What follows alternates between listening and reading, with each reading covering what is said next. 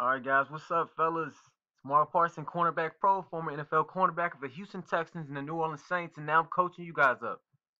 Today, we're going to go over run support, basically getting off blocks. I'm getting a lot of questions about that, and that's usually normal during the season. So, a lot of the times, off season, we're talking about, more man coverage, maybe some zone stuff, some motivation, some inspiration, some workouts. During the season, we need to get off blocks, and we need to get basically show run support, right? All right, so we're gonna go over it. I got the LSU practice film, which is really cool. Uh, One of the reasons being that because I used to watch these same guys when I was in college because we used to get clips. Nowadays, y'all got YouTube, you got all this great stuff. So be very thankful for what you have. That's very important. All right, so we're gonna go over it. A couple drills that you can work on. I actually had some of my high school guys doing this just to show you. So DB right here. So you're the corner and safety right here. So the safeties can work on their skills as well, coming down and filling that hole. Receiver, he's gonna stock block us, and we got a running back.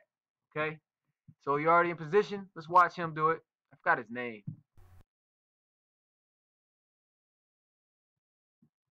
All right, so their drill is they want to basically replace and get to that cone right there.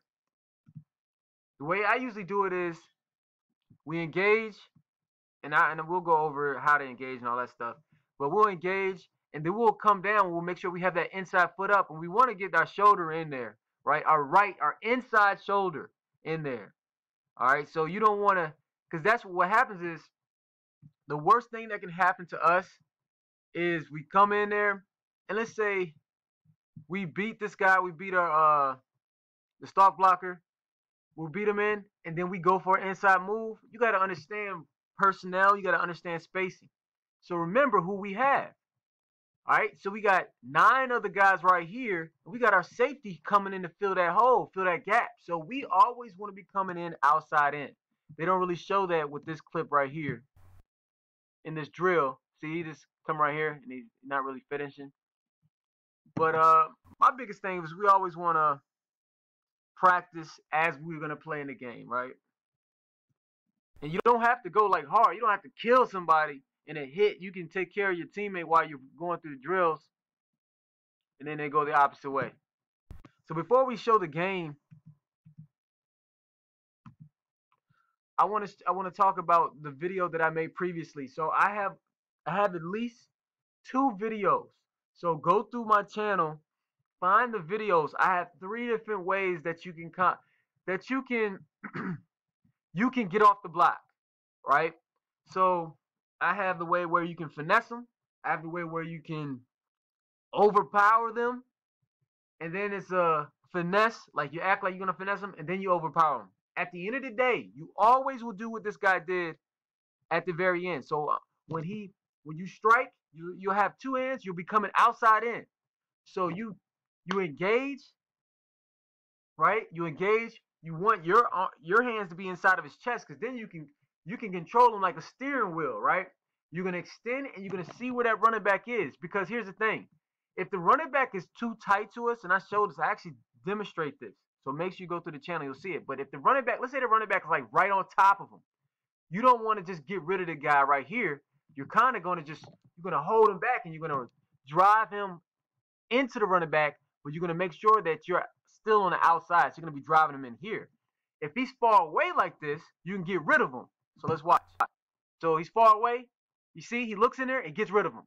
Now you notice how he gets rid of him. And remember, they're going. This is probably a drill they're doing right before the like individual practice, individual period, or even before the practice. That's how we used to do it. It's almost like a push-pull. So you're going to engage with him, right? You're going to extend so you can see the running back, but you're still going to be on the outside because you don't want to get pinned in the outside, because that's one of the things. Let's say he comes right here. You start to peek inside, like you start to lean towards inside, then he makes a move, and then he's outside of you, and then that's when a receiver kind of can get away with a hold, and then he's up the sideline. Our safety's angle's coming right here, then he has to redirect, and I always talk about this. My safety in Ohio University, he used to cuss the corners out, all right? Because he's coming in like a bat out of hell right here. If we get blocked inside, he has to redirect, then try to sprint and catch the dude right here, and he hates that. So we got to take care of each other as a team, right? But notice how he does the push-pull. So you're going to engage, boom, pop him, hands in his inside of his chest, extend, right? And then, so he's going to go back a little bit. The receiver's kind of going to get jolted back. You're grabbing him. You see where the running back is. The running back's far away. So you got time to get rid of him. Then you pull him through. Just like in the video that when you watch it, you'll see me. You extend, you pop him, extend, and then pull him through. So you're going to pull him through and always pull him through inside. You don't want to pull him through outside because it's not, that's when you can get caught. All right. See, look, inside. Now you notice how the receiver came, like when he blocked him, and then when he got pulled through, it swung forward. How you using their momentum? Look, that was a good one. You saw that? Now in the game, you're gonna be even more violent. Okay, you're gonna be even more violent. I had somebody in the comments, because I mentioned this. I say when we go do this, so let's say we see run, because remember at cornerback, run support is secondary. So we always are thinking pass first, number one. So you don't ever want to get got that way. But when we do recognize run, and this guy comes to stalk block us, you don't want to play pity like what's the word? Patty cake. There you go. You don't play patty cake with this joker. You're moving. You're keeping him on his heels, because really it's kind of uncomfortable for them, because they're like turning into the defender almost, like they're playing press man almost, right? As a defender, you're attempting to get by him and make the tackle, right? So you give him move, just you boom, boom, boom. And that's where I talk about finesse. When I say finesse, I ain't saying like you being soft with it. It's you getting him a move, and then you can catch him slipping, right? Boom! You engage with him, hands in his chest, see where the running back is, and then swing him through. Now, when you engage, I've mentioned this. I say put your forehead. Now, don't, guys, we're not doing head-to-head contact, meaning this isn't something that we're just going to go all out and just smack this dude. But literally just your face mask or your forehead in his chin, his head's going to pop up. When his head pops up, he's going to go, oh, shoot, he's going to be back on his heels. You fully extend, so you're not lowering your head. We never lower our head in football. Let's keep that 100. We never do that, because then we can't see. We're not able to see, right? So extend, pop him.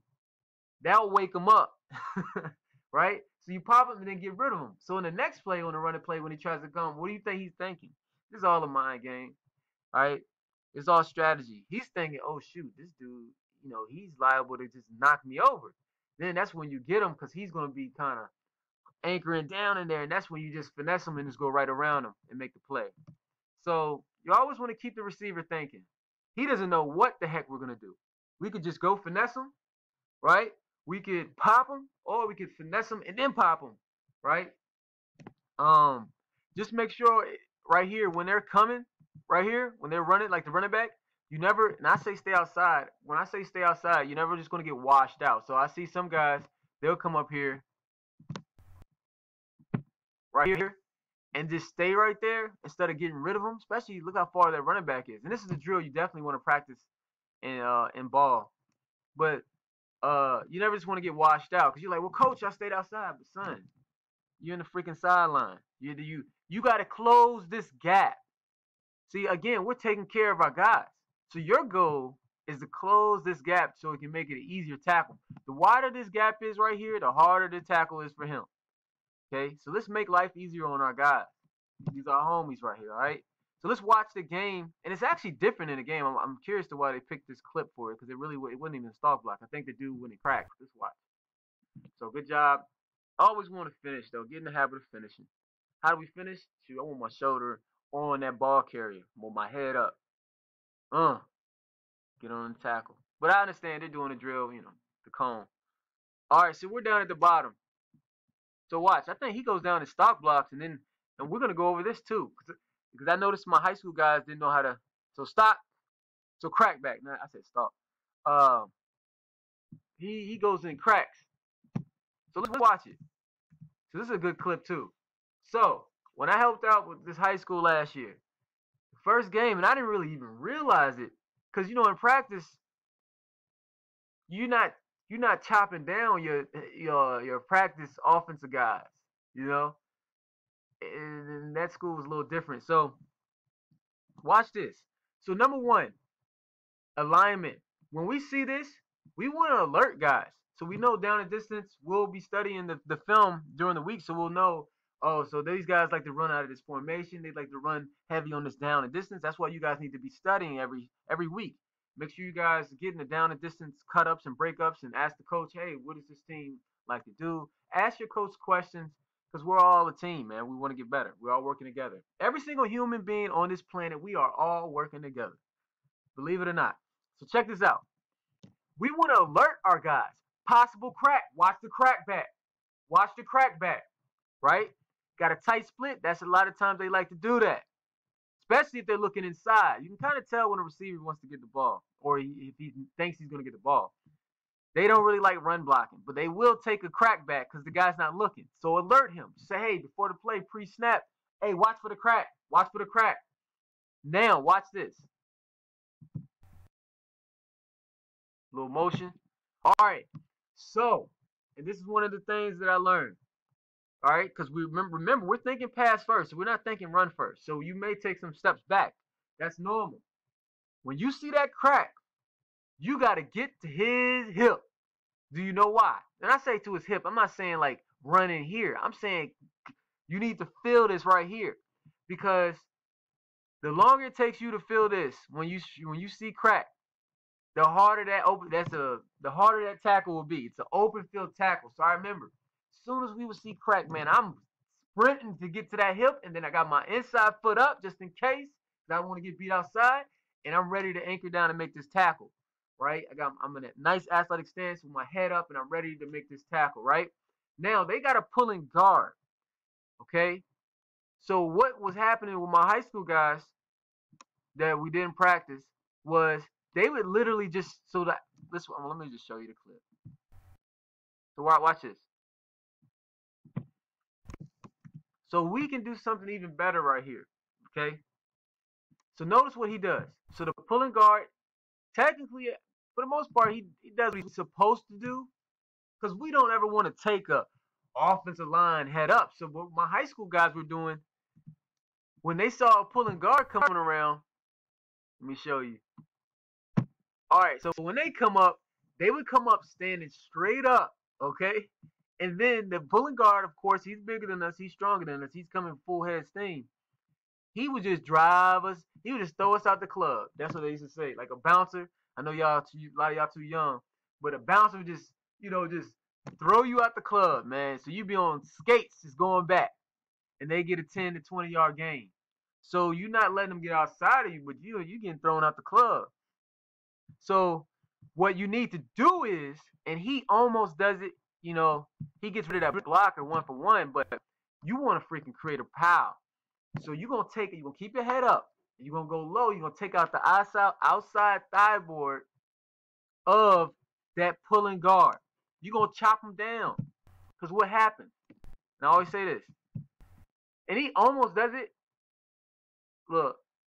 You see what I'm saying? He almost did it, but he didn't really want any contact with it. But when you take that, the first time that pulling guard comes around, you take his outside thigh board, you possibly create a pile which would trip up the running back, the ball carrier.